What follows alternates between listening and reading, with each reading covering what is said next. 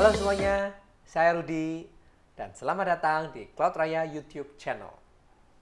Oke, hari ini saya akan memberikan tutorial bagaimana cara memasang Docker di dalam VM Cloud Raya. Jadi, of course, apakah Docker itu? Docker itu adalah aplikasi yang fungsinya untuk mempermudah proses aplikasi-aplikasi kita, seperti contoh kayak database, PHP Laravel, Python Django, web server, DNS, atau lain-lainnya. Dan mereka, aplikasi ini hidupnya di dalam satu kontainer yang mengizinkan dia untuk bisa hidup sendiri tanpa harus ada yang lain-lainnya. Tapi tetap aplikasi ini akan tetap membutuhkan kernel atau host OS yang akan mensupport mereka ya. Jadi dan kontainer ini sangat ringan dan mudah dipakai. Jadi oke. Docker saya akan mulai bahwa saya akan pakai versi Docker Community Edition ya. Caranya gimana? Of course, awal-awal kita harus ada VM, satu VM yang bisa kita pakai dari Cloud Raya tadi ya.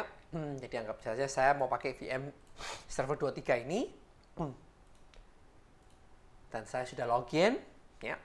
Jadi of course pertama-tama kita harus ada host operating system ini ya. Terus sekarang saya pakai Ubuntu karena Ubuntu is my favorite operating system. Yes, kita bisa pasang di lainnya di Windows atau di MacBook ataupun di Linux distribusi yang lainnya. Oke. Jadi step pertama adalah kita butuh update dan download atau pasang paket-paket yang dibutuhkan oleh Docker ini ya. Jadi awal-awal saya akan execute untuk command update. By the way, saya tidak pakai sudo tadi karena saya sendiri sudah user root ya. Kalau Anda login dan buka user root di satu Linux, OS Linux, dan harus Anda pakai sudo update tadi ya, supaya untuk make sure kalian bisa ada akses untuk bisa update repository di dalam OS. Oke, selanjutnya saya mau install paket-paket yang dibutuhkan oleh Docker tadi. Oke, sudah dipasang semua. Sudah diinstal, sorry. Yap. This is good. Terus kedua adalah saya mau make sure saya download filenya Docker dari Docker official repository ya. Oke, saya harus add public key-nya dulu ke dalam repository. Terus saya akan add docker.com punya repository di dalam source list. Oke.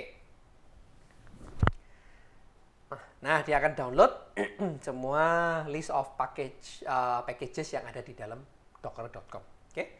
So, of course, untuk saya confirm lagi, saya mau make sure bahwa semua listnya sudah up to date. Oke, looks like everything is up to date ya. And then, setelah itu saya tinggal execute command sudo apt-get install docker-c. Yap.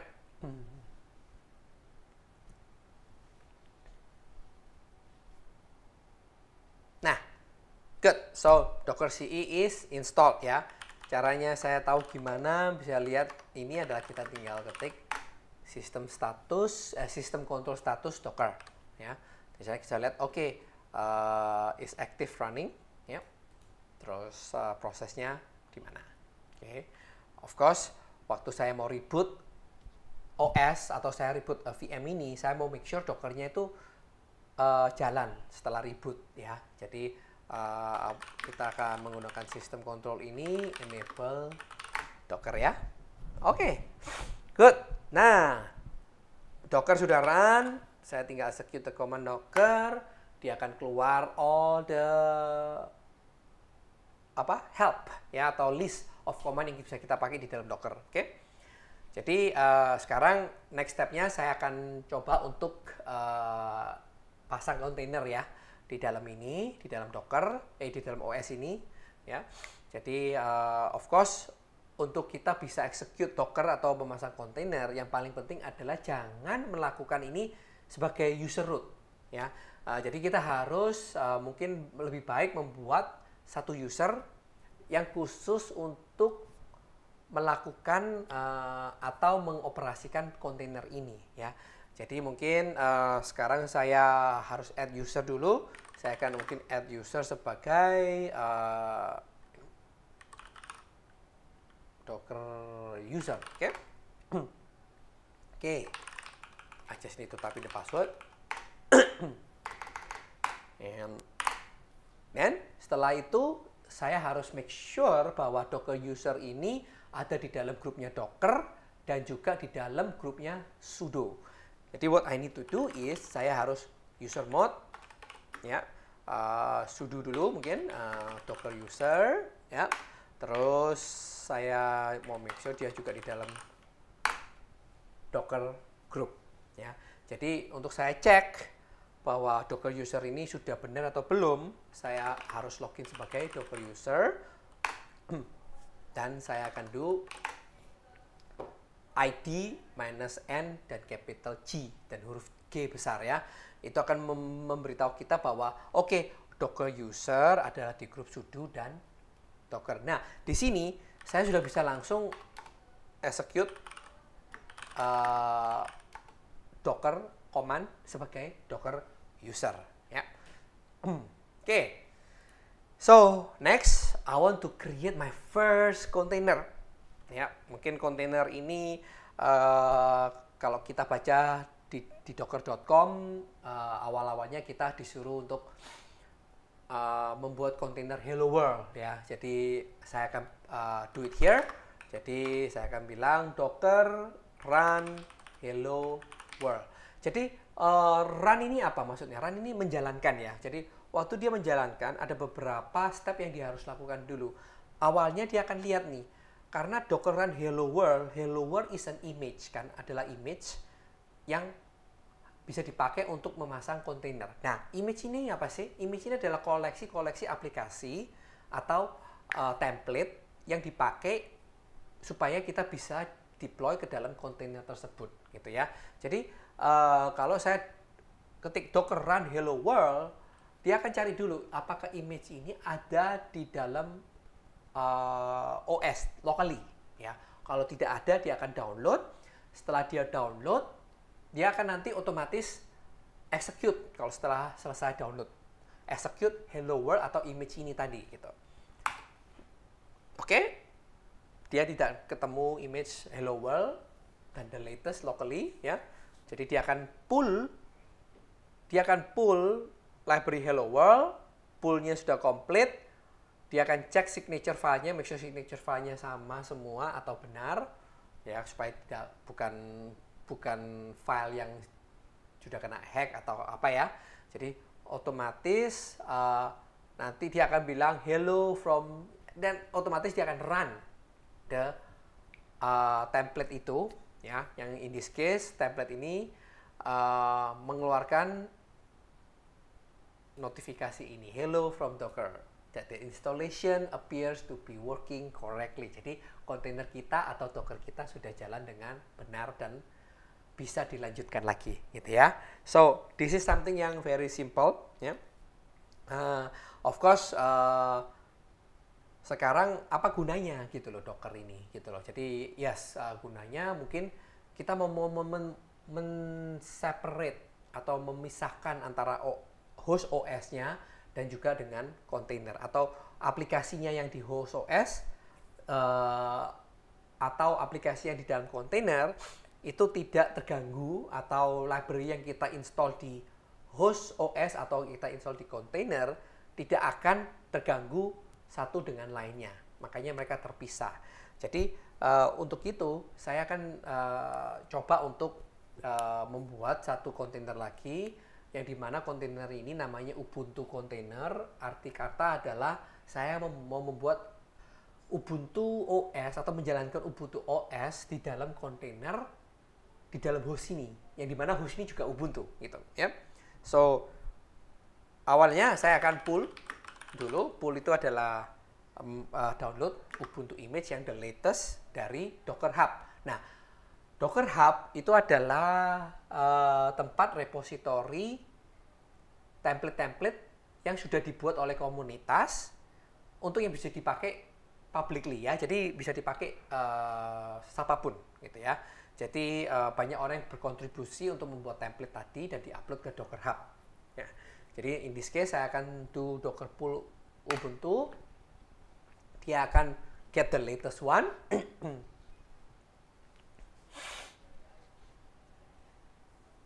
Nah, oke. Selesai. Oke, good. Jadi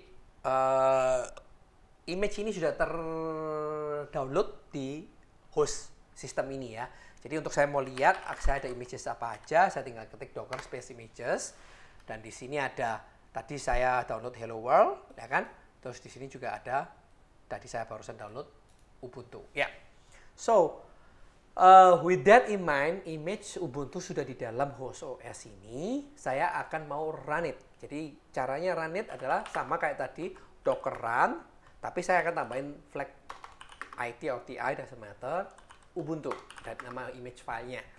Nah, apakah flag IT ini? Jadi flag IT ini adalah interaktif karena saya mau setelah image ini di run atau template ini di run sebagai container, saya mau bisa interaksi dengan template tersebut. Dan nggak hanya itu saja, ada flag T yang dimana saya akan butuh terminal atau TTY supaya interaksi ini bisa lebih gampang dan mudah dilakukan ya. Jadi saya akan run it. Nah, otomatis saya akan di drop ke satu shell. Jadi shell ini adalah di dalam kontainer. Jadi suatu saya dua proses list, nggak ada lainnya. Saya mau kayak gimana pun nggak ada karena ini sudah di dalam kontainer. Dan lihat hostname-nya pun sudah berubah juga. Dan hostname ini adalah nama kontainer ID-nya. Dan saya adalah sebagai root. Nah, di dalam sini sudah kayak Ubuntu operating system saja ya. Saya bisa do, update repository. Let me see if I can install PHP ya. Yeah, I can install PHP. So, so now your container has PHP. Jadi di dalamnya sudah ada PHP. Nah, setelah itu ya kita tinggal tunggu ini selesai. Ya, kita akan make sure bahwa PHP-nya sudah di-install successfully dengan cara apa? Mengeksekusi PHP tersebut kan. Jadi ntar masih lama ini. Ini install Apache juga ya. That's good. Dan PHP versi 7.4. Oke. Good.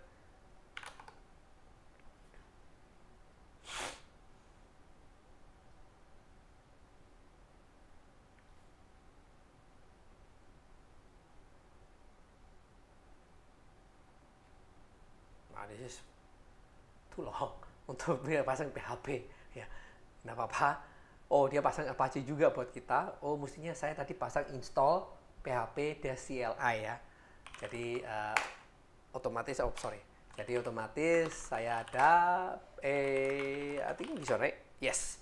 PHP version di sini sudah ada PHP 743. Ataupun kita kalau mau install Node memang nggak ada, saya tinggal install Node.js, ya kan? Jadi otomatis dia akan install Node.js. I think Node.js is very light dan sangat cepat. Yap. And I just do Node V. Ada. Nah, ini ya tadi saya barusan install PHP dan juga Node.js. Nah, di host OS saya tidak ada PHP atau Node.js. Jadi sewaktu saya exit di sini, what exit does di sini adalah bukan kamu logout, tapi actually kita mendestroy kontainer itu, ya. Jadi kontainer ini akan destroy. Jadi sewaktu saya lihat kontainer dia nggak ada, ya kan? Dan juga tadi kan ada saya sudah install PHP, dan di sini pun tidak ada PHP yang tadi saya baru install 7,4, ya kan? Terus Node pun juga tidak ada di sini karena ini adalah separation dari kontainer tadi. Jadi kalau kontainer dia akan berdiri sendiri dan tidak ada sangkut paut dengan host OS-nya kecuali kernelnya saja, ya. Jadi otomatis itu. Nah, of course, dari sana saya bisa lihat kontainer apa aja yang ada di dalam ini atau sudah pernah kita jalankan. Nah, dengan Docker container PS-A atau -E, kita bisa lihat kontainer apa aja yang sudah pernah dijalankan di dalam Docker system ini, ya. Jadi kayak tadi saya udah jalankan Hello World, saya juga ada jalankan Ubuntu, ya. Jadi otomatis itu apa yang sudah ada di kontainer. Nah, untuk saya bisa melakukan ini, ya, atau menjalankan Ubuntu tadi, ya kan, saya tinggal bilang Docker container start, ya. Kita bilang interesting Nightingale karena ini adalah nama yang sudah randomly di-assign oleh Docker system tadi. Karena tadi saya nggak kasih flag name, ya. Jadi untuk memberikan nama. Ya, otomatis dari sini saya lihat bahwa Docker Ubuntu sudah berjalan dengan successfully, ya. Jadi ini something yang mungkin sangat membantu. Proof of concept-nya adalah kontainer dan host OS tidak akan jadi satu. Yang hanya jadi satu atau di-share sama mereka adalah kernel sistemnya. Jadi di sini kalau kita mau pasang, misalnya kita mau coba pasang satu aplikasi dan tidak mau mengganggu host OS-nya, ya Docker lah salah satu yang kita bisa pakai untuk mencoba-coba dan melakukan yang mungkin tidak akan merusak host OS kita. Oke, sekian teman-teman untuk training dengan Docker di Cloud Raya, ya. Selanjutnya saya akan next topic yang saya mau bawa nanti adalah Docker management lebih in-depth, ya. Stay tune dan jangan lupa untuk subscribe ke sosial media Cloud Raya. Thank you everyone. See you.